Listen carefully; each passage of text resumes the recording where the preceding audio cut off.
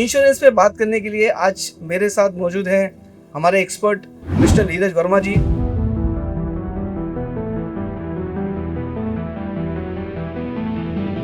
हम जानेंगे कि लोग क्या गलतियां करते हैं जिसकी वजह से आज भारत में एक बहुत ही ज़्यादा लोगों के क्लेम भी रिजेक्ट होते हैं। 50,000 आप कमा रहे हैं पर कभी आपका 15 लाख का बिल आ गया तो आप क्या करेंगे? रीज़न क्या समझाता है कि लोग हेल्थ इंश्योरेंस की तरफ क्यों नहीं जा पा रहे हैं? अवेयरनेस की कमी है।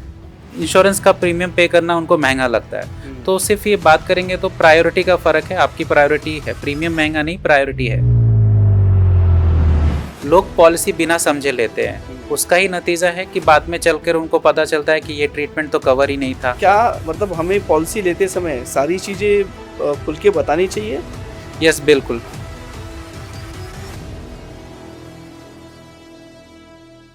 नमस्कार दोस्तों, मेरा नाम दुर्गेश मिश्रा और दुर्गेश मिश्रा स्पीक्स में आपका स्वागत है। मैं आज बात करने वाला एक बहुत ही इम्पोर्टेंट टॉपिक पे। ये टॉपिक आपके हर एक घर से जुड़ा हुआ है। आज जैसे रोटी, कपड़ा और मकान, उसके बाद हमारे लिए सबसे ज़रूरत की चीज़ है इंश्योरेंस। और इंश्योरेंस पे बात करने के लिए आज मेरे साथ मौजूद हैं हमारे एक्सपर्ट मिस्टर नीरज वर्मा जी। नीरज वर्मा जी पिछले 12 साल से इंश्योरेंस कंपनी को सर्विस प्रोवाइड कर रहे हैं, इंश्योरेंस की पॉलिसीज़ लोगों को दे रहे हैं। और सबसे अच्छी बात ये है कि ये सिर्फ इंश्योरेंस नहीं बेचते हैं, इनका जो क्लेम रेशियो है वो 98% सेटलमेंट का रेशियो है, जो कि किसी भी एडवाइज़र के लिए बहुत ही अचीवमेंट की बात है कि इनकी जो भी पॉलिसीज़ इन्होंने अपने क्लाइंट्स को दिए हैं, वो 98% उनका क्लेम सेटलमेंट है। तो आज हम जानेंगे इस पॉडकास्ट के माध्यम से कि आज के युग में medical insurance, health insurance, term insurance की सबसे इम्पोर्टेंस क्या है और क्यों ये हर एक घर में होना चाहिए। और उसी के साथ हम जानेंगे कि लोग क्या गलतियाँ करते हैं जिसकी वजह से आज भारत में एक बहुत ही ज़्यादा लोगों के क्लेम भी रिजेक्ट होते हैं। तो इन सब सारी बातों पे हम चर्चा करने वाले हैं नीरज वर्मा जी के साथ। नीरज जी, नमस्कार। आपका स्वागत है। नमस्कार। नमस्कार। तो नीरज जी, हम सबसे पहले आपसे जानना चाहेंगे कि जैसे मैंने कहा कि रोटी, कपड़ा, मकान, उसके बाद है इंश्योरेंस।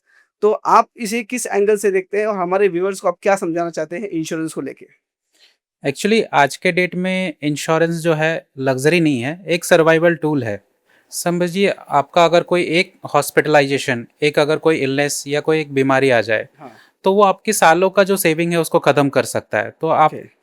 15-20 साल पीछे चले जाते हैं। सबसे पहले अगर आपके पास हेल्थ इंश्योरेंस नहीं है, तो आप हॉस्पिटल का बिल कैसे सेटल करेंगे? आपकी अर्निंग भले महीने के 50,000 आप कमा रहे हैं, पर कभी आपका 15 लाख का बिल आ गया, तो आप क्या करेंगे? या तो आप लोगों से हाई इंटरेस्ट पे लोन लेंगे, उधार लेंगे, या आपका जो सालों का सेविंग है वो आप एक दिन में ख़त्म करेंगे, या लोगों के सामने हाथ फैलाना पड़ेगा। कि अगर जो महीने का 50,000 कमा रहा है और अगर 15 लाख का उसको अपना कवर करना है, तो क्या 50,000 कमाने वाला आदमी अपना 15 लाख का कवर कर सकता है? बिल्कुल कर सकता है, बिकॉज अगर आप पूरे फैमिली का भी हेल्थ इंश्योरेंस देखें, जहाँ पे हस्बैंड, वाइफ और उसके 2 बच्चे हैं, तो सालाना 25 से 30,000 का प्रीमियम आता है। तो वो 25 से 30,000 के प्रीमियम में वो अपनी पूरी फैमिली को सिक्योर कर सकता है। नीरज जी, आज के डेट में जैसा मैंने भी आपके इंट्रोडक्शन में कहा कि रोटी, कपड़ा, मकान, उसके बाद हेल्थ इंश्योरेंस है, बहुत ज़रूरी है। तो हेल्थ इंश्योरेंस इतना क्यों ज़रूरी है किसी भी एक फैमिली के लिए? आपका उसके ऊपर क्या कहना है? देखिए आज के डेट में हेल्थ इंश्योरेंस, जैसे मैंने बोला, लग्जरी नहीं है, एक सर्वाइवल टूल है। करेक्ट। क्योंकि हॉस्पिटलाइजेशन जो है, कोई बीमारियां है या कोई एक्सीडेंट, कोई हॉस्पिटलाइजेशन आया या कोई बीमारी आई, तो वो आपके सालों का जो इनकम है उसको डिस्टर्ब करता है, आपको फाइनेंशियली डिस्टर्ब करता है, पूरे फैमिली को डिस्टर्ब करता है। हुँ। तो मतलब आपके हिसाब से अगर मैं आपने बोला कि फाइनेंशियली डिस्टर्ब करता है, तो किसी ने अगर हेल्थ इंश्योरेंस लिया है और समझो कोई इंसान है, आज के डेट में जो नॉमिनल लोग हैं 50,000 से 1 लाख रुपए तक की इनकम होती है। तो 50,000 का कोई इनकम करने वाला व्यक्ति है, उसके बिल घर में अचानक से 10-15 लाख का मेडिकल आ गया या मेडिकल की हेल्थ की रिक्वायरमेंट आ गई, तो उस टाइम पे उस फैमिली का क्या होगा?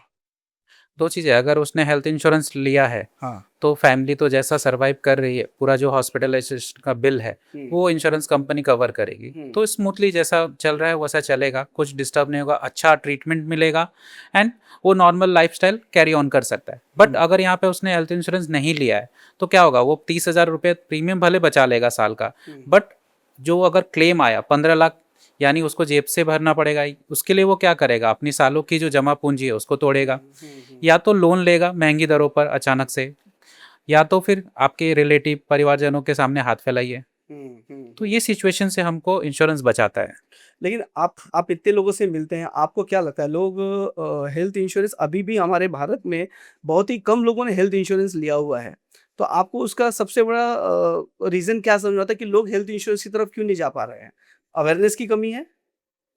अवेयरनेस की कमी तो नहीं बोल सकता, क्योंकि आज का कोविड के बाद दुनिया ने ये दिखा दिया कि मतलब हेल्थ इंश्योरेंस कितना ज़रूरी है। हाँ, ये प्रायोरिटी का फ़र्क बोल सकता हूँ। हाँ। लोग 1.5 लाख का मोबाइल तो ईज़िली ले लेते हैं, बट हुँ, 30,000 का इंश्योरेंस का प्रीमियम पे करना उनको महँगा लगता है। हुँ। तो सिर्फ़ ये बात करेंगे तो प्रायोरिटी का फ़र्क है, आपकी प्रायोरिटी है, प्रीमियम महँगा नहीं, प्रायोरिटी है।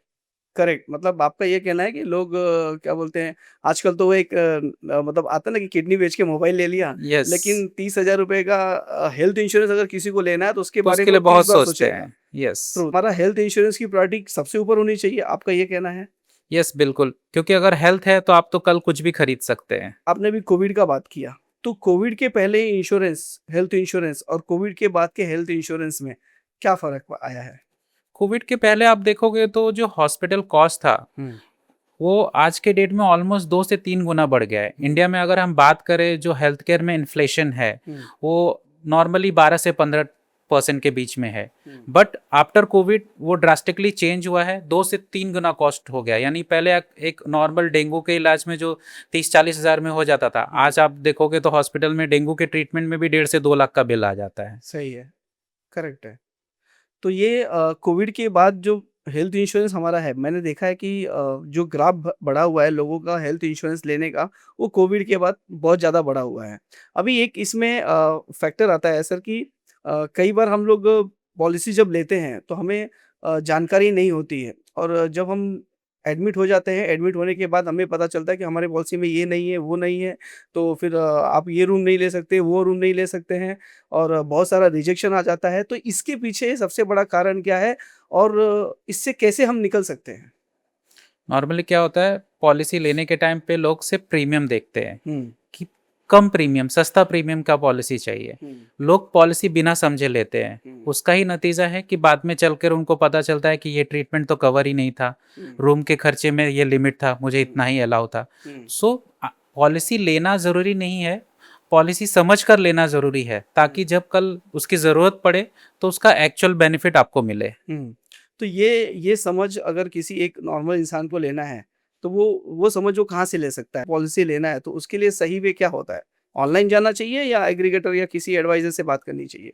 ऑनलाइन की अगर आप बात करेंगे तो ऑनलाइन में डेफ़िनेटली पॉलिसी सस्ती है। आपको प्रीमियम थोड़ा वहाँ पे कम आता है, 5 हुँ, टू 10% आपको नॉर्मल एडवाइज़र के थ्रू आप जाएँगे तो वो कॉस्ट 5 टू 10% ज़्यादा हो सकता है। बट हुँ, एडवाइज़र आपको राइटली गाइड करता है, बिकॉज़ जब आप एज़ ए पर्सन आप खुद जब बाय करने जाते हैं तो कई सारी चीज़ें आप चूक जाते हैं। यानी आपका हिस्ट्री बताना हुँ, या आपका लाइफ़स्टाइल क्या है, आपका रिस्क कैसा है। हुँ, जब वो एक आप एडवाइज़र के थ्रू जाते हो तो वो आपको प्रॉपर्ली गाइड करता है कि हुँ, आपका एज क्या है, आपका बजट क्या है, आपका फाइनेंशियल रिस्क कैसा है, आपका लाइफ़स्टाइल कैसा है। तो हुँ, उसके अकॉर्डिंगली वो आपको सजेस्ट करता है कि क्या लेना चाहिए, बिकॉज़ जैसे हमारी हाथों की उँगलियाँ, हर उँगली की साइज़ एक जैसी नहीं है, तो उसी करेक्ट, तरह एक प्रोडक्ट सबको नहीं बैठता है। जो हाँ, हेल्थ इंश्योरेंस आपको सूट कर सकता है, वो मुझे नहीं सूट कर सकता। तो हुँ। डिपेंडिंग ऑन पर्सन एक एडवाइज़र आपको सजेस्ट करता है, एंड वो एक्चुअल चल के आपको आगे उसका एक्चुअल बेनिफिट मिलता है। मतलब नीड को समझ के और एक नॉर्मल खाली सी पॉलिसी ले लेना, दोनों में बहुत फ़र्क है। फ़र्क है, हाँ। ये पॉलिसी गलत लेना, ना लेने से जो ज़्यादा नुकसानदायी हो सकता है। हाँ, सही बात बोली आपने, पॉलिसी गलत ले लेना, ना लेने से ज़्यादा नुकसानदायक हो सकता है। यस, हाँ, कि पैसे भी जाएँ और फिर बाद में आपको क्लेम के टाइम पे प्रॉब्लम भी आ रियल जाए। झटका मिलता है। सही है। एक आपसे ये पूछना था कि नॉर्मली किस एज तक में हमें पॉलिसी ले लेनी चाहिए? इसकी स्टार्टिंग एज क्या होनी चाहिए पॉलिसी लेने की? जैसे आपकी इनकम स्टार्ट होती है, हुँ। आपको आपका कवरेज स्टार्ट करना चाहिए। अच्छा, जितना जल्दी हम पॉलिसी लेंगे उतना बेटर होगा। हेल्थ इंश्योरेंस के मैटर में ये कैसे बेनिफिटेड होता है सर? क्योंकि अर्ली एज में जब आप पॉलिसीज़ लेते हैं, हुँ, मतलब हम जब यंग हैं तो हेल्दी रहते हैं, हुँ, कोई हमको हेल्थ इश्यूज़ नहीं होता है, कंप्लीटली फिट एंड फाइन होते हैं, तो हुँ, आपको ईज़िली पॉलिसी मिल जाता है। अब यही अगर आप 50 की उम्र के बाद लेते हैं हाँ। तो एक तो आपको पॉलिसी इजीली नहीं मिलेगी, आपका पूरा मेडिकल टेस्ट होगा और मेडिकल टेस्ट में अगर सब कुछ ओके रहा यानी आपको कोई हेल्थ कंडीशंस नहीं है तो आपको पॉलिसी मिल जाएगी। या पॉलिसी अगर कुछ बीमारी या कुछ ऐसा आपको प्रीवियस हिस्ट्री मिलती है तो आपको वेटिंग पीरियड के साथ पॉलिसी मिलेगा या तो मिलेगा ही नहीं। Okay, great. अभी सर इसमें एक बात आती है कि जैसे हमने आपने बोला कि एकदम कम से कम एज में हमें पॉलिसी हेल्थ की ले लेनी चाहिए। अभी कई बार जब हम हेल्थ पॉलिसी लेते हैं, समझो अभी मेरे घर में अगर मेरा एक बच्चा है जो आज 15-16 साल की एज में है, तो वो तो फैमिली के ही प्लानिंग में है वो। करेक्ट। लेकिन अगर जब वो 18 के बाद एज उसकी हो जाती है, तो क्या उसे तुरंत दूसरी पॉलिसी ले लेनी चाहिए? आइडियली बच्चे को आप 25 साल तक आपकी जो फैमिली पॉलिसी है उसमें रख सकते हो, या जैसे ही उसकी इनकम स्टार्ट होती है यानी 18 साल के बाद अगर उसकी इनकम स्टार्ट हो गई, वो अर्नर बन गया, तो आप उसको सेपरेट पॉलिसी में एनरोल कर सकते हो। या जब तक वो डिपेंडेंट है तो वो पेरेंट्स की पॉलिसी में 25 साल तक रह सकता है।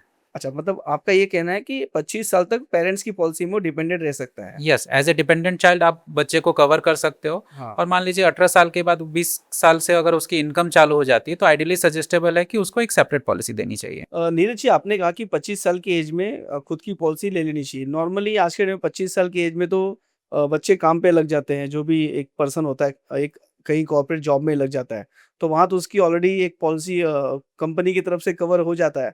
तो क्या उसे खुद भी पॉलिसी लेना ज़रूरी है? कॉर्पोरेट इंश्योरेंस बेसिकली आप एज ए बोनस ट्रीट कीजिए, और आपका एक बेसिक हेल्थ इंश्योरेंस होना ज़रूरी है, क्योंकि कॉर्पोरेट इंश्योरेंस तब तक है जब तक आप वहाँ पे जॉब कर रहे हो। जैसे आपने जॉब छोड़ा वो कवरेज खत्म हो जाता है। हाँ, वो बात आपकी सही है, लेकिन अगर वो कहीं फिर से जॉब करने जा रहा है तो उसे वहाँ वापस पॉलिसी मिलती ही है ना सर? तो फिर वो करेक्ट, डबल एक्सपेंसेस क्यों करे कोई आदमी? आपकी बात करेक्ट है, बट इसको हम इस तरह से समझेंगे। मान ज़्यादातर आप जो कॉर्पोरेट्स है वहाँ पे जो हेल्थ इंश्योरेंस दिया जाता है एम्प्लॉयर की तरफ से, उसका कवरेज 3 लाख या 5 लाख होता है। सोचिए कभी अगर उसका क्लेम 25 या 30 लाख आ गया तो ऊपर का कॉस्ट कौन बेयर करेगा? ये हो गया पहली बात। दूसरा, कवरेज जैसे मैंने बोला जब तक आप एम्प्लॉय हो तभी तक रहता है। अगर आप जॉब स्विच कर रहे हो, उस बीच में अगर क्लेम आ गया हाँ। तो उसका जो क्लेम है वो कौन पे करेगा? लास्ट ईयर एक दिवाली में एक मेरे क्लाइंट है, हाँ। वो जॉब स्विच कर रहे थे पैकेज एनहेंसमेंट के लिए। हाँ। तो उस स्विच के दौरान क्या हुआ, एक 15 दिन का गैप था, उस दौरान उनका क्लेम आया एंड वो पूरा जो 6 लाख रुपए है उनको जेब से भरना पड़ा। तो देखो, जो पॉलिसीज है एचआर पॉलिसी, बीमारियां जो है एचआर पॉलिसी देखकर नहीं आती। हाँ, करेक्ट।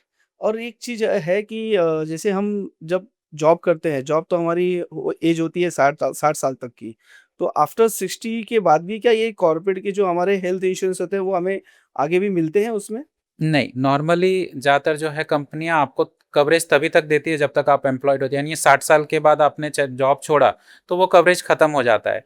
इसके लिए हम सजेस्ट करते हैं कि आप आपके कॉर्पोरेट पॉलिसी के साथ एक अच्छा सम एश्योर्ड का यानी 25-50 लाख का आप एक पॉलिसीज ले सकते हो।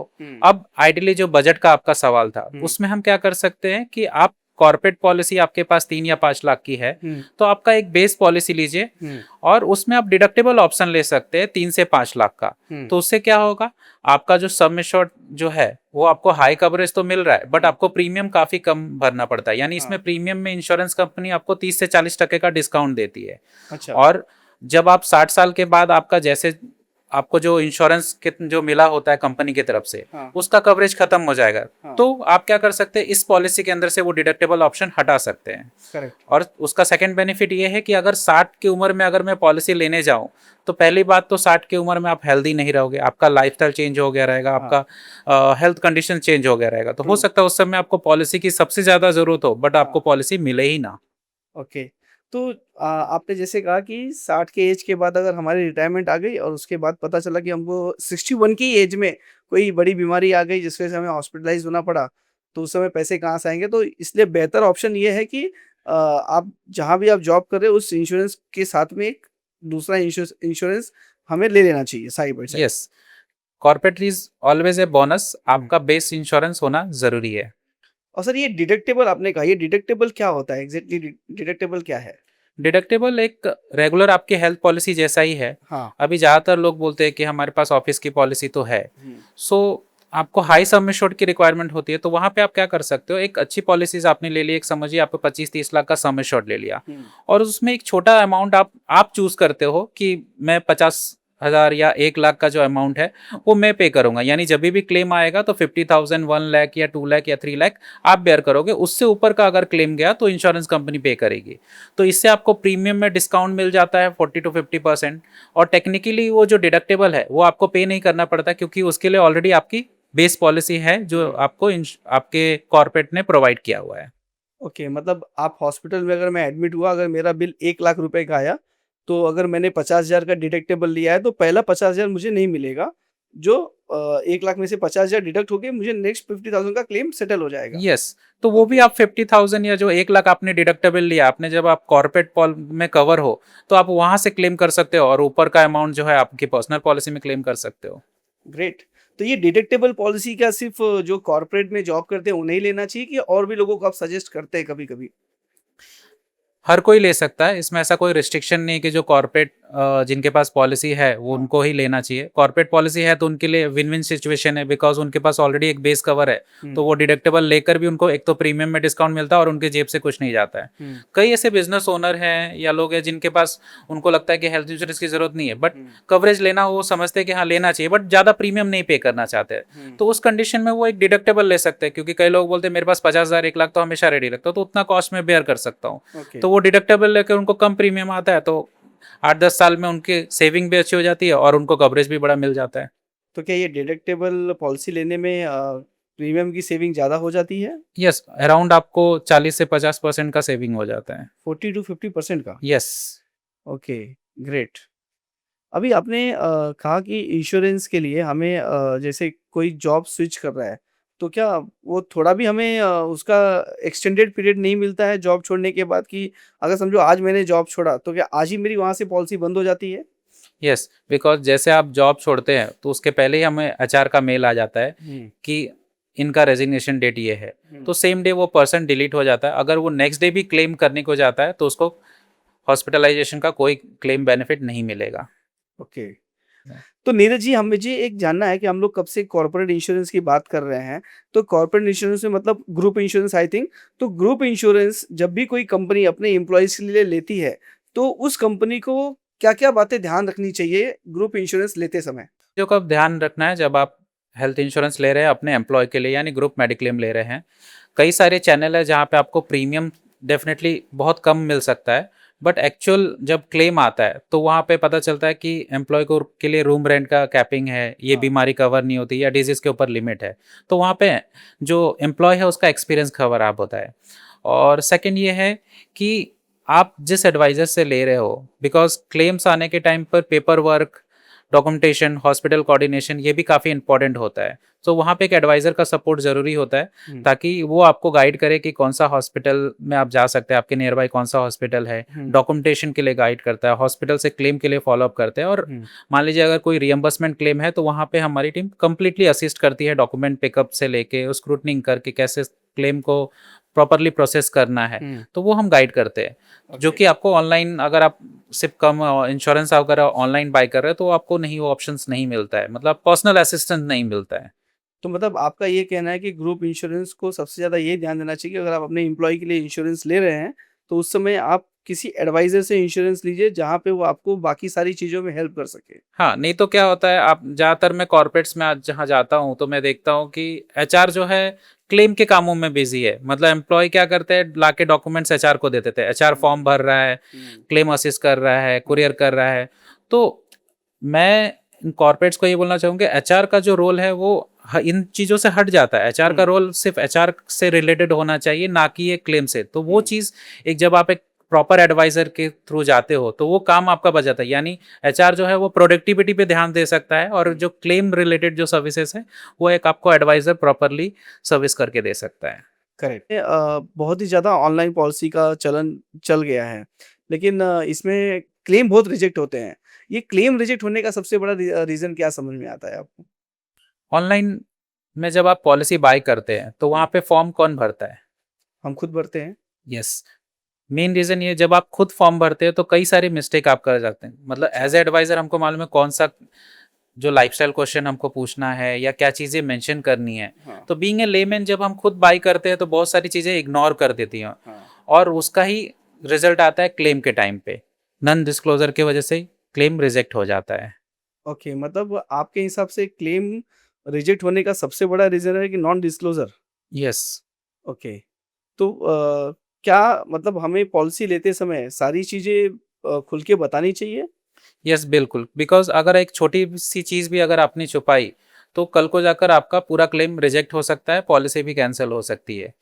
इसको अगर ये साधारण भाषा में समझाना चाहूँ, पॉलिसी लेने के वक़्त अगर आपको कोई बीमारी है, बीपी हुँ, है, डायबिटीज़ है, थायरॉइड है या पास्ट में कोई सर्जरी हुई है, तो वो आपको इंश्योरेंस कंपनी के साथ बताना ज़रूरी है। अगर अच्छा। वो आपने नहीं बताया तो यही छोटी-छोटी प्रॉब्लम आगे चलकर बड़ा प्रॉब्लम बनता है और क्लेम रिजेक्शन का कारण बन जाता है। नीरज जी, मैं आपसे ये जानना चाहता हूँ कि जब हम पॉलिसी लेते हैं, अगर कोई व्यक्ति निकोटिन लेता है या सिगरेट पीता है या ड्रिंक करता है, तो क्या उसे ये सब बातें अपने एडवाइज़र को बतानी चाहिए और इंश्योरेंस पॉलिसी में ये चीज़ ओपनली हमें लिखना चाहिए?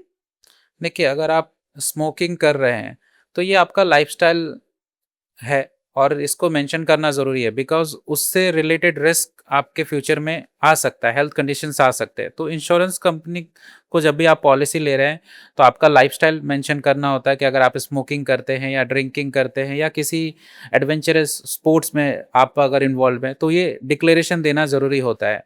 तो जब आप ये डिक्लेरेशन देते हो तो इंश्योरेंस कंपनी डिसाइड करती है कि आपको पॉलिसी देना है या नहीं देना है। हुँ। अगर देना है तो आपको किस लेवल पे कवरेज देना है, मतलब क्या कवरेज देना है और कवरेज देना है तो उस पे कोई लोडिंग लगा एक्स्ट्रा प्रीमियम चार्ज करके देना है या तो डिक्लाइन करना है। तो मतलब पॉलिसी आपको मिलती है बताने पे भी, लेकिन बस यही है कि प्रीमियम या तो थोड़ा बहुत बढ़ सकता है और आपकी कवरेज भी लिमिटेड हो सकती है। यस, हो सकता है कि आपको थोड़ा एडिशनल प्रीमियम भरना पड़े या हुँ। क्लेम पॉलिसी ना मिले। हाँ, तम्बाकू स्मोकिंग वगैरह आप करते हैं तो आपको वो मेंशन करना ज़रूरी है। उसमें वो मेंशन करके आपको पॉलिसीज़ मिल जाती है। तो मेरा एक सीधा-सा सिंपल सा क्वेश्चन है, क्या तम्बाकू खाने वाले को, सिगरेट पीने वाले को या ड्रिंक करने वाले को हेल्थ इंश्योरेंस पॉलिसी मिल सकती है? मिल सकती है। ओके, सिर्फ़ उसके पीछे कंडीशंस होंगे। कंडीशन आपको मेंशन करके आपको पॉलिसी लेने के टाइम पे ये मेंशन करना ज़रूरी है और ये फिर इंश्योरेंस कंपनी का कॉल होता है कि वो आपको पॉलिसी देना है या नहीं देना है। मतलब देने से पहले कंपनी ये देखती है कि अगर आप सिगरेट ले रहे हैं, तो दिन में कितने स्टिक्स ले रहे हैं। हुँ। तो ये सारी चीज़ें मैटर करती हैं। अभी आपने बातों में बताया कि कैपिंग, ये कैपिंग क्या होता है सर?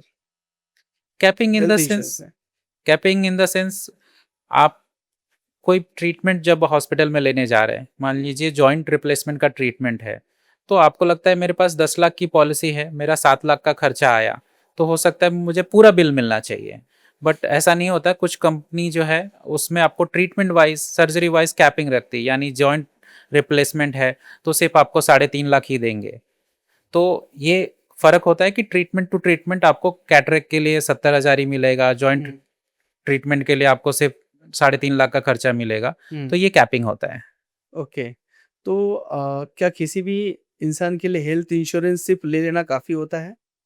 स जैसे मैंने स्टार्टिंग में बताया, सिर्फ़ आज की डेट में हेल्थ इंश्योरेंस होना ज़रूरी है, बट उससे भी ज़्यादा ज़रूरी है कि आपके पास एक सही हेल्थ इंश्योरेंस हो। नीरज जी, आपकी कंपनी माई लाइफ एडवाइज़र, आपने जैसे हेल्थ इंश्योरेंस से बात किया, तो हेल्थ इंश्योरेंस के साथ में माई लाइफ एडवाइज़र का क्या कॉन्सेप्ट है अपने ग्राहकों के लिए?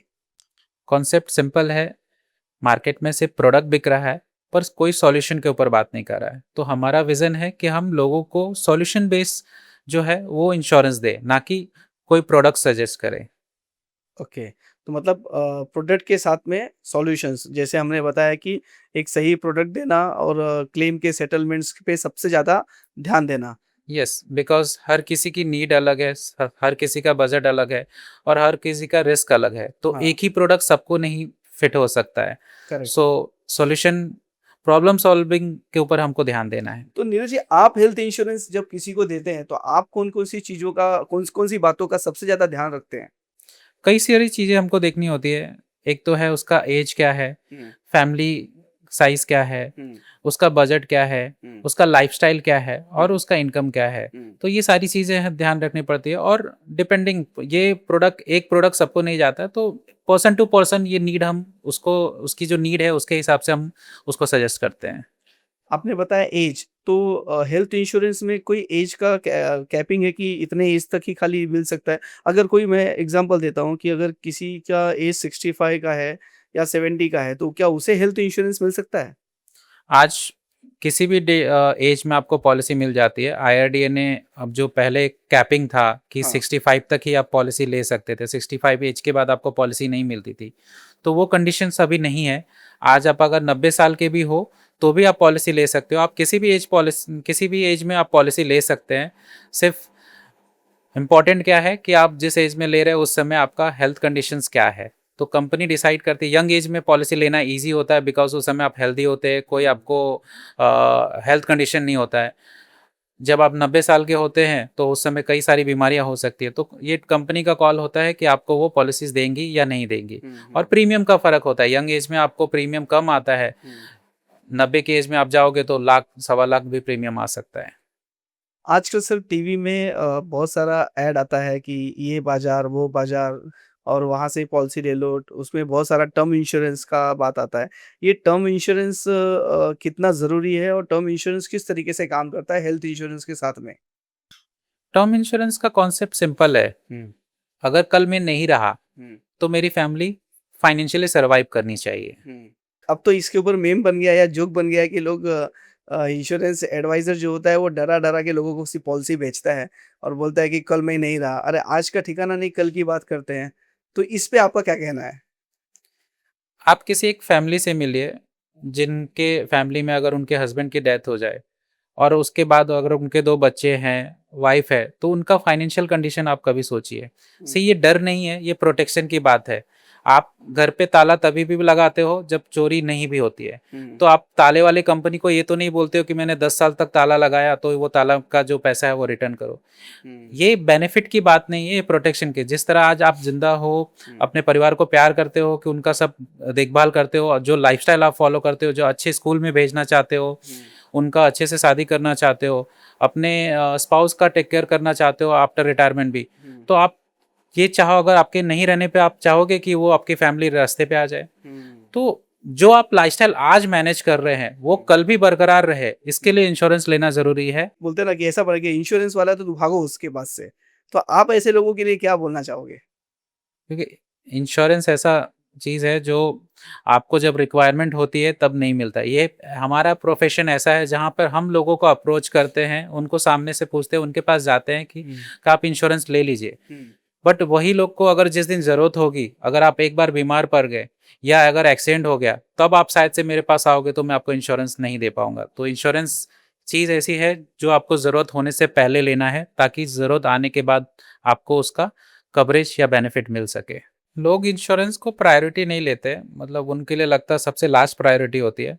बट आज सोचिए, अगर एक एडवाइज़र है आपके पास, अगर कोई एडवाइज़र आया है, उसने आपको फॉलोअप किया, यानी आपको फॉलोअप करके कोई इंश्योरेंस सजेस्ट किया, तो उसका बेनिफिट क्या हो सकता है। एक क्लाइंट थे जिनको हम 1.5-2 साल से फॉलोअप कर रहे थे, क्योंकि उनका जो बिजनेस था और उनको सालाना, मतलब मंथली आप अगर इनकम बोलेंगे तो 1 लाख का उनका अर्निंग था। तो उनको काफ़ी हम पेश करते थे, बोलते नहीं बजट नहीं बन रहा है या जो भी है रीज़न। तो 1 साल के बाद उनको, मतलब फॉलोअप करते करते उनको लगा कि शायद से लेना चाहिए, या हमारे फॉलोअप के बाद उन्होंने पॉलिसी ले ली। ओके। ठीक है, उनका टर्म इंश्योरेंस 1 करोड़ का लिया और उनका घर का कुछ महीने का खर्चा 60-70 हज़ार का था। 1.5 साल के बाद उनका एक्सीडेंट में डेथ हो गया। ओह! और अब सोचिए, उनकी 2 बच्चियाँ थी, एक 3 साल की बच्ची और एक 6 साल की बच्ची। और जैसा मैंने आपको बताया था, उनका मंथली जो खर्चा था 70,000 रुपए का महीने का एक अप्रोक्स खर्चा था, जो भी बच्चों का फीस हो गया, घर का एक्सपेंसेस हो गया। अब हमारे फॉलोअप की वजह से उन्होंने एक पॉलिसी ली, जिसका बेनिफिट क्या हुआ, उनके वाइफ को पूरा 1 करोड़ जो है वो सम एश्योर्ड उनके अकाउंट में गया। अब उनको हमने गाइड किया, वही 1 करोड़ रुपया उन्होंने जमा करके, उससे साल का जो है उनको 8 लाख का इनकम आने लगा। यानी हर महीने उनके अकाउंट में बिना किसी को पूछे 66,000 आता था। कमी तो उनका डेफिनेटली हमेशा लाइफ टाइम रहेगा उनके हाँ। पति के जाने का, हाँ। बट जो लाइफस्टाइल उनका था वो कंटिन्यू होता रहेगा, यानी उनको हम्म। आजीवन पैसा 66,000 जाने वाला है। हम्म। और प्लस उनके पास एक कॉर्पस है 1 करोड़ का जो पड़ा हुआ है, कभी उनके फ्यूचर में जब उनकी बच्ची की शादी होगी तो वो वहां से वो यूटिलाइज कर सकते हैं। लोग मजाक तो उड़ाते हैं, लेकिन उसका कितना बड़ा बेनिफिट, भले आदमी प्रेशर में ही पॉलिसी ले लेता है, लेकिन उस पॉलिसी का कितना बड़ा बेनिफिट आपको मिल सकता है या मिलेगा, ये उसको पता नहीं होता है। यस, ये नीड तो आपकी है, हर किसी की है, बट लोग समझते नहीं है। नीड है, बट वो समझ में नहीं आता है कि हमारी ये यस, नीड है, उसकी उसको प्रायोरिटी नहीं दिया जाता है। उसको आप एज ए एक्सपेंसेस देखते हैं, एज ए प्रोटेक्शन नहीं देखते हैं। करेक्ट। अगर कोई इंसान है जिसने हेल्थ इंश्योरेंस लिया है, टर्म इंश्योरेंस लिया है, लेकिन एक्सीडेंट होने के बाद अगर मान लीजिए वो 2 महीना 3 महीना बेड पे पड़ा है, तो उस समय उसके इनकम का सोर्स क्या होगा? यस, जैसे इसके लिए मैं कोई इंश्योरेंस का प्रावधान है या इंश्योरेंस कंपनी इसमें भी कुछ करती है? यस जैसे आपने बताया, अगर किसी का एक्सीडेंट हो जाए, अगर वो टेम्पररी डिसेबल हो जाता है, यानी फ्रैक्चर हो गया या कोई इंजरी हो गई, 6 महीने वो जॉब पे नहीं जा पाया, हम्म। तो अगर उसके पास हेल्थ इंश्योरेंस है, हॉस्पिटल का खर्चा तो इंश्योरेंस कंपनी कवर कर देगी, बट उसका जो इनकम का लॉस होता है, यानी उसकी जो अर्निंग स्टॉप हो जाएगी, वो कहाँ से कवर होगा? तो हाँ। यहाँ पर आता है रोल पर्सनल एक्सीडेंट पॉलिसी का। पर्सनल एक्सीडेंट पॉलिसी जो है, आपको एक्सीडेंट के द्वारा अगर कोई इंजरी हुई है और उसके वजह से आपका इनकम लॉस हो रहा है, यानी आपकी हाँ। सैलरी स्टॉप हो गई है, आपका इनकम स्टॉप हो गया, हाँ। तो वो आपको फाइनेंशियल कवरेज प्रोवाइड करता है, यानी जो आपकी इनकम है वो इंश्योरेंस कंपनी आपको तब तक पे करेगी जब तक आपका जॉब आप रिजॉइन नहीं करते हो। तो पर्सनल एक्सीडेंट और हेल्थ इंश्योरेंस, क्या ये दोनों अलग अलग है या कोई कॉम्बो प्लान है ये? दोनों अलग है, मतलब हाँ। हेल्थ इंश्योरेंस बेसिकली आपका हॉस्पिटल बिल कवर करता है। ओके। पर्सनल एक्सीडेंट जो आप बोल सकते हैं, एक तरह से आपका घर जो चलाने में हेल्प करता है, यानी आपको फाइनेंशियली कवरेज प्रोवाइड करता है किसी एक्सीडेंट में के वजह से अगर आपका लॉस ऑफ इनकम होता है तो मैं अगर आपसे एक बार में पूछूं कि हेल्थ इंश्योरेंस, पर्सनल एक्सीडेंट और टर्म इंश्योरेंस, इन तीनों का आप कैसे एलोबरेट करते हैं, कैसे इसको एक आदमी को पैकेज के हिसाब से समझा सकते हैं, अगर हमारे व्यूवर्स को समझना हो तो? देखिए, जैसे ही आपकी इनकम स्टार्ट होती है, अर्निंग, सबसे ज़रूरी है हेल्थ इंश्योरेंस, जो आपको मेडिकल बिल्स या फ्यूचर में किसी तरह का हॉस्पिटलाइज एक्सपेंसेस जो है उससे आपको बचाता है, सेव करता है, आपकी इनकम सेव करता है। सेकंड है आपको पर्सनल एक्सीडेंट, जो किसी भी एक्सीडेंट की वजह से अगर आपका इनकम लॉस होता है या डिसेबिलिटी आती है, यानी एक्सीडेंट तो हुआ, डेथ नहीं हुआ, पर इंसान सर्वाइव कर रहा है बट वो काम नहीं कर सकता है, यानी अगर परमानेंट डिसेबल हो गया, उसके समझो हियरिंग क्षमता चली गई, हाँ। या आंखों की रोशनी चली गई, या 2 हाथ चले गए, इंसान जिंदा तो रहेगा बट हाँ। काम नहीं कर पाएगा, यानी उसका परमानेंट इनकम स्टॉप। तो वहां पे पर्सनल एक्सीडेंट का रोल आता है, वो आपको एक इनकम प्रोवाइड करता है, या लमसम परमानेंट डिसेबिलिटी के केस में लमसम बेनिफिट देता है। एंड टर्म इंश्योरेंस उस सवाल का जवाब है कि अगर मैं नहीं रहा तो मेरी फैमिली जो है फाइनेंशियली किस तरह से सरवाइव करेगी, तो उसका ओके। सॉल्यूशन है। तो ओके। सबसे पहले आपको हेल्थ इंश्योरेंस लेना चाहिए, हाँ। फिर term insurance and personal accident. अच्छा, ये तीनों चीजें आपके पास होनी चाहिए, यस, जिससे आप अपनी लाइफ को सुकून से जी सकते हैं। आपको फ्यूचर में अगर कोई भी आपके परिवार पे कोई तकलीफ आए या आप पे पर्सनल तकलीफ आए, तो आपको एटलीस्ट फाइनेंशियली प्रॉब्लम से जूझना नहीं पड़ेगा। यस, सेफ्टी के लिए हेल्थ इंश्योरेंस एक शुरुआत है, पूरा हम्म। सॉल्यूशन नहीं है। तो पूरे सॉल्यूशंस के लिए हमारे पास टर्म, हेल्थ हम्म। और पर्सनल एक्सीडेंट होना चाहिए। अभी एक जो मिडिल क्लास का आदमी है, जो बेचारे 25-30 हज़ार रुपया महीने का अगर उनकी इनकम है, तो वो लोग इंश्योरेंस, ये हेल्थ इंश्योरेंस में क्या कर सकते हैं? इंश्योरेंस के बारे में जैसे मैंने बताया, आप जैसे आपकी इनकम स्टार्ट होती है, टर्म इंश्योरेंस आप अगर इनकम स्टार्ट होते के साथ अगर ले लें, अगर एक 22 या 23 साल का लड़का अगर टर्म इंश्योरेंस 1 करोड़ का लेता है, तो उसका प्रीमियम सिर्फ साल का 6 से 7 हज़ार आता है। अच्छा। वही इंसान अगर समझिए आप 50 की एज में टर्म इंश्योरेंस लेने जाओ तो उसका प्रीमियम 50 हज़ार आएगा। और टर्म इंश्योरेंस का सबसे बड़ा बेनिफिट क्या है, अगर मैंने 23 साल की उम्र में टर्म इंश्योरेंस 1 करोड़ का ले लिया और मेरा प्रीमियम अगर साल का 7 हज़ार आ रहा है, तो 50 साल की उम्र में भी मुझे वही प्रीमियम भरना पड़ेगा। तो मेरा प्रीमियम सेव हो रहा है, यानी मैं हायर एज में भी हायर से कवरेज पा रहा हूँ, बट लो प्रीमियम में। सेकेंड, पर्सनल एक्सीडेंट की बात की, अगर उसका प्रीमियम देखेंगे तो 50 लाख के लिए आपको सिर्फ 2.5 से 3 हज़ार का प्रीमियम आता है, यानी 50 लाख के लिए 2.5 से 3 हज़ार का प्रीमियम? यस, अगर आप उसका कॉस्ट देखेंगे उतना तो हम डेली चाय के कॉस्ट में, एक गरीब से गरीब इंसान भी या हाउसकीपिंग वाला बंदा भी रोज जाके एक कटिंग चाय जरूर पीता है। हाँ। तो उसके से भी कॉस्ट कम कॉस्ट में आपको 50 लाख का कवरेज आ सकता है। वाह! ये तो बहुत बढ़िया बात है कि एटलीस्ट आदमी पर्सनल एक्सीडेंट का तो पॉलिसी ले सकता है अपना। जी बिल्कुल। आज की मिडिल क्लास की फैमिली को क्या मैसेज देना चाहेंगे, हेल्थ इंश्योरेंस को लेके? देखो, इंश्योरेंस लेने से कोई भी परिवार या कोई भी इंडिविजुअल अमीर तो नहीं बन सकता है, बट वो कवरेज लेने से डेफिनेटली वो गरीब होने से तो जरूर बच सकता है कल। ओके, मतलब ठीक है, आप अमीर नहीं बन सकते लेकिन एटलीस्ट हेल्थ इंश्योरेंस अगर आपके पास है, तो आप गरीब नहीं होंगे, ये पक्की बात है, मेडिकल यस। की वजह से एटलीस्ट। यस। ये हमने बात की यहाँ पे टर्म इंश्योरेंस के बारे में, हेल्थ इंश्योरेंस के बारे में और पर्सनल एक्सीडेंट के बारे में। इसके बाद आता है कि जो हमारे पास चीज़ें होती हैं, उनके इंश्योरेंस के बारे में। आज की डेट में लोगों के फैक्ट्रियों में आग लग रही है, इस समय गर्मी का समय चालू है, तो आप किसी भी फैक्ट्री ओनर्स को क्या सजेस्ट करते हैं अपनी फैक्ट्री को इंश्योरेंस को लेके? कोई भी बिजनेस है, अगर आपने कोई बिजनेस स्टार्ट किया है तो वो एक दिन में स्केल नहीं करता है। हुँ, आपको बिजनेस को स्केल करने के लिए सालों लग जाते हैं। हुँ, सो आप आपकी फैक्ट्री में दो चीज़ें होती है, एक तो आपका एसेट है और एक आपकी लाइबिलिटी है। एसेट क्या है? आपकी मशीनरी, आपका स्टॉक। हुँ, तो इंश्योरेंस जो है काफ़ी कम कॉस्ट में आता है, यानी अगर आपके पूरे फैक्ट्री का आप मशीनरी या स्टॉक इंश्योरेंस करते हैं, अगर आपके पास एक साधारण समझ लीजिए 1 करोड़ का अगर एसेट है, तो उसका इंश्योरेंस करने के लिए सिर्फ आपको 3 से 4 हज़ार का प्रीमियम आता है। अच्छा। तो वो 3 से 4 हज़ार का प्रीमियम जो है, कल को अगर कोई एक्सीडेंट हुआ या फायर हुआ, शॉर्ट सर्किट हुआ, अगर उसमें पूरा आपका स्टॉक जल गया, तो वो पूरा लाइबिलिटी इंश्योरेंस कंपनी कवर करती है। अब हुँ, ये 1 करोड़ का लॉस उनके लिए कितना बड़ा हो सकता है, सोचिए। 1 करोड़ का लॉस अगर उनका गया, हाँ, तो उनका पूरा सालों का जो प्रॉफिट है वो खत्म हो गया। ट्रू। तो उसको एक छोटे से प्रीमियम, मतलब 15 से 20 पैसे के कॉस्ट में आप आपका पूरा एसेट को सेव कर सकते हो। अभी कई बार क्या होता है कि हम किसी साइट पे जैसे कोई लोगों का काम चलता है, बहुत लोग साइट पे काम करते हैं। समझो कोई आदमी घर ही बना रहा है, उस समय हम्म। अगर किसी मज़दूर का वहाँ पे गिरने से उसे चोट लग गई या डेथ हो गया, तो उस केस में हम कौन-सी इंश्योरेंस पॉलिसी ले सकते हैं? एक इंश्योरेंस आता है, वर्कर इंश्योरेंस। अब अच्छा, ये एक ऐसा इंश्योरेंस है जिसमें ना आपको नाम चाहिए, ना एज चाहिए, ना जेंडर।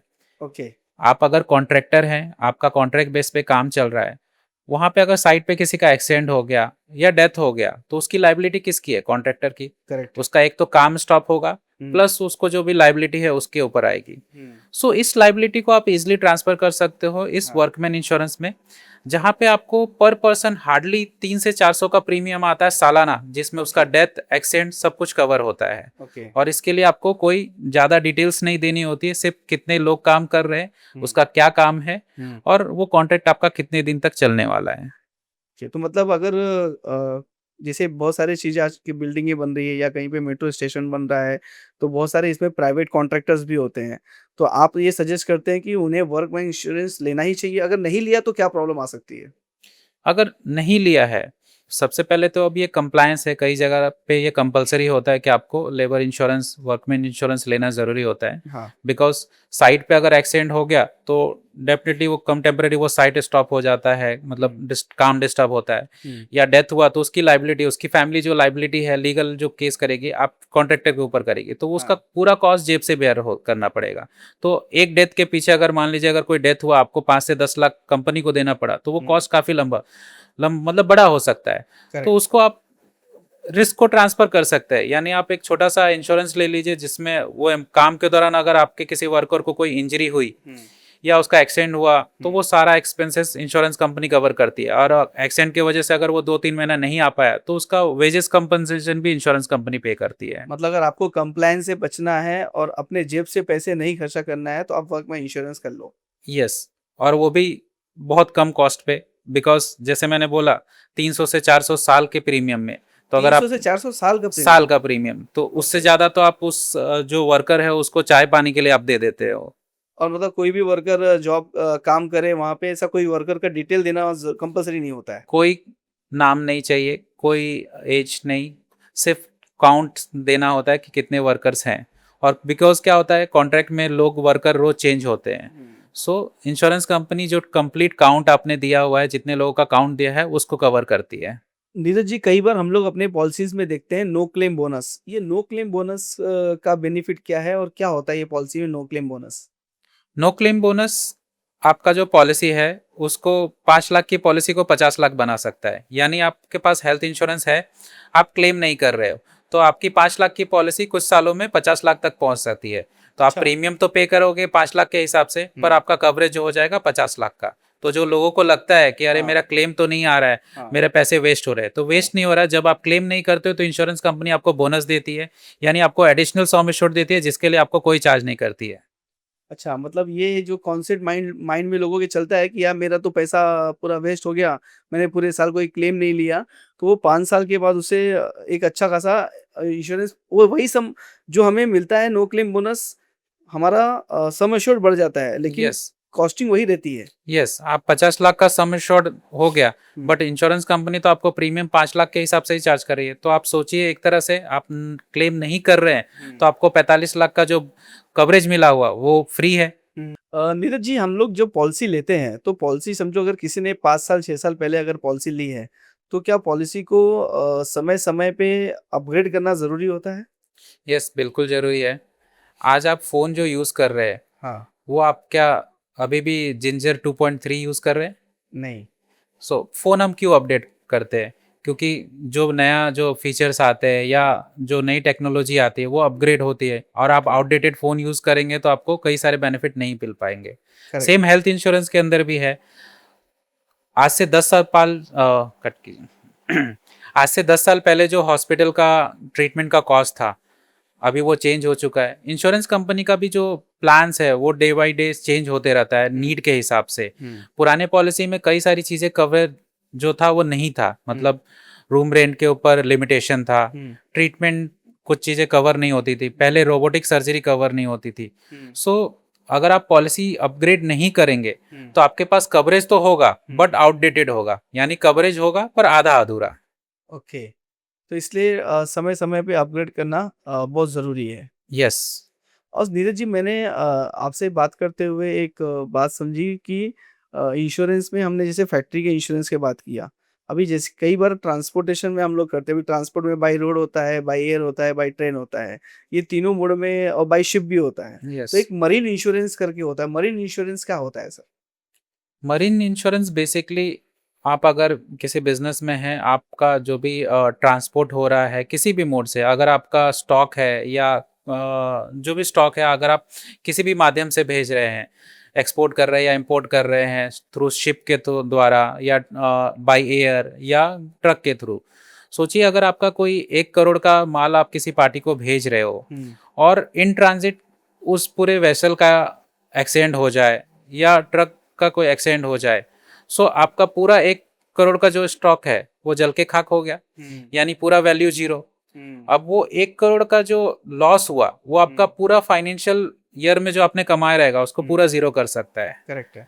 अब इसको हम स्मार्टली जो अपना रिस्क है उसको हम डिवाइड कर सकते हैं, यानी एक छोटा सा इंश्योरेंस, आप अगर एक मरीन इंश्योरेंस कार्गो इंश्योरेंस लेते हैं तो 1 करोड़ के पीछे आपको 5 से 6 हज़ार का प्रीमियम जाता है। अब ये 1 प्रीमियम, करोड़ के पीछे सिर्फ 5 से 6 हज़ार रुपए। यस, सिर्फ ओके। 5 से 6 हज़ार का प्रीमियम, बिकॉज कैसा प्रोबेबिलिटी कम है, हर गाड़ी का एक्सीडेंट तो नहीं होता है, ट्रू। तो ये रिस्क डिवाइड होता है। कई लोग इंश्योरेंस लेते हैं बट उसमें कुछ लोगों का क्लेम आता है, सो इसके लिए प्रीमियम प्रीमियम काफी कम आता है, मतलब 5 से 6 पैसे में आपको 1 करोड़ का इंश्योरेंस मिल रहा है, यानी 1 करोड़ का इंश्योरेंस सिर्फ 5 से 6 हज़ार में। नीरज जी कई बार जो मिडिल क्लास की फैमिली होती है जो जिनकी इनकम 25 से 30 हज़ार के बीच में होती है, वो इंश्योरेंस की पॉलिसी पैसा देख के प्रीमियम देख के पीछे हट जाते हैं।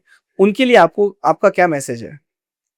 आज के डेट में चाहे मिडिल क्लास हो या अपर क्लास, हर किसी के लिए इंश्योरेंस ज़रूरी है। तो अगर आपके पास फंड नहीं है तो भी आपको लेना चाहिए, कहीं से आप अरेंज कीजिए, उधार लेके आप इंश्योरेंस ले लीजिए, क्योंकि कल को वो आपको प्रोटेक्ट करेगा। और अब तो इंश्योरेंस कंपनी में कई सारे ऑप्शंस आते हैं, आप मंथली ईएमआई पे भी इंश्योरेंस ले सकते हैं। अच्छा मंथली ईएमआई पे भी इंश्योरेंस दिया जा सकता है? यस, आप मंथली ईएमआई पे भी, अगर आप एक साथ 30 हज़ार प्रीमियम नहीं भर सकते हैं तो आप मंथली 2.5 से 3 हज़ार के प्रीमियम में भी इंश्योरेंस ले सकते हैं। अच्छा। अगर आपने ये ईएमआई समझे नहीं लिया, आप 2.5 से 3 हज़ार की ईएमआई में भी अगर आप एक 10 लाख का इंश्योरेंस नहीं ले रहे हैं, तो कल को अगर 10 लाख का बिल आया तो आप क्या करेंगे? डेफिनेटली लोन लेंगे। तो 10 लाख का लोन का तो आपको महीने की 30 हज़ार की ईएमआई भरनी पड़ेगी। सो वो महीने की 30 हज़ार ईएमआई भरने से अच्छा है कि आप 2.5 हज़ार का ईएमआई भी भरिए और 10 लाख का कवरेज पाइए। नीरज जी, मैंने देखा है कई बार मिडिल क्लास फैमिली में जिनकी इनकम 20 से 25,000 रुपए की इनकम है, वो लोग 30,000 रुपए का 25,000 का प्रीमियम सुनते हैं तो वो पीछे हट जाते हैं। उनके लिए आपको क्या कहना है? यही कहना चाहूँगा, मिडिल क्लास है, इनकम आप नहीं है, तो भी आपके लिए हेल्थ इंश्योरेंस तो ज़रूरी है, हुँ, काफ़ी ज़रूरी है, क्योंकि आज अगर आप 25,000 आपको महँगा लग रहा है, तो डेफ़िनेटली कल जब आपका क्लेम आएगा, यानी अगर कोई एक्सीडेंट आ गया और वो इसी फैमिली मेंबर का अगर 4 से 5 लाख का बिल आया, हुँ, तो आप डेफ़िनेट किसी न किसी से तो माँगेंगे, आपके जो रिश्तेदार हैं उनके आगे हाथ फैलाएँगे। हाँ। तो कल 4-5 लाख माँगना ईज़ी है या आज 25 से 30,000? तो मैं तो यही कहूँगा कि आज आपके फैमिली मेंबर आपके पास पैसे नहीं हैं, तो आज आप माँग के 25-30 हज़ार ईज़ी होता है माँगना, तो वो माँग के आप इंश्योरेंस कर लीजिए। बहुत अच्छी बात आपने बोली है कि सही बात है कि जब जो कमाने वाला पर्सन है वही अगर बिस्तर पे पड़ा है, तो उसके घर में जो उसकी फैमिली मेंबर होती है, उसकी वाइफ होती है या जो भी होता है, वो बेचारी कहाँ से पैसा लाएगी? तब वो यस, यहाँ-वहाँ हाथ फैला रही है।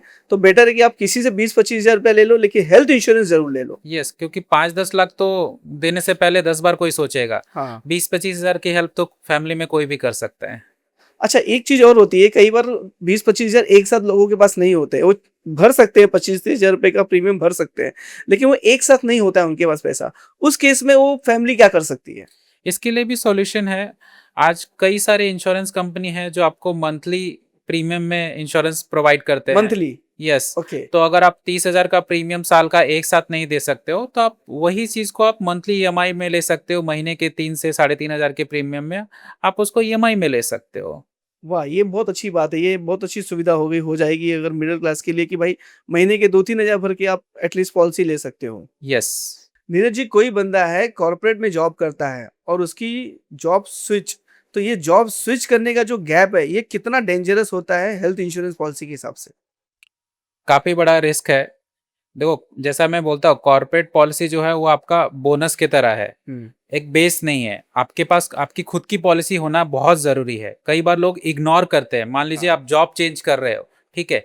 अभी नए कंपनी में गए, उसके गैप के बीच में अगर आपका कोई क्लेम आ गया, आपको हॉस्पिटलाइज़ेशन होना पड़ा, हाँ, तो उसका कॉस्ट कौन बेयर करेगा? वो पूरा कॉस्ट तो आप भरोगे। तो करेक्ट है। इसके लिए आपके पास कॉर्पोरेट पॉलिसी है, तो भी आपके पास एक खुद की पॉलिसी होनी चाहिए। भले आप एक मिनिमल अमाउंट का कीजिए, 5 लाख का, 10 लाख का कीजिए, हाँ, बट होना आज के डेट में बहुत ज़रूरी है। क्योंकि कई बार एचआर कंपनियों में पॉलिसी होती है कि आप जॉब ज्वाइन करोगे तो डे 1 से आपको कवर नहीं देते। हुँ, आपको 30 दिन के बाद या 3 महीने के बाद एनरोल करते हैं। हाँ, तो उस चीज़ को हम इग्नोर करते हैं। उस दौरान अगर आपका क्लेम आ गया तो आप तो वो जेब से भरोगे ना।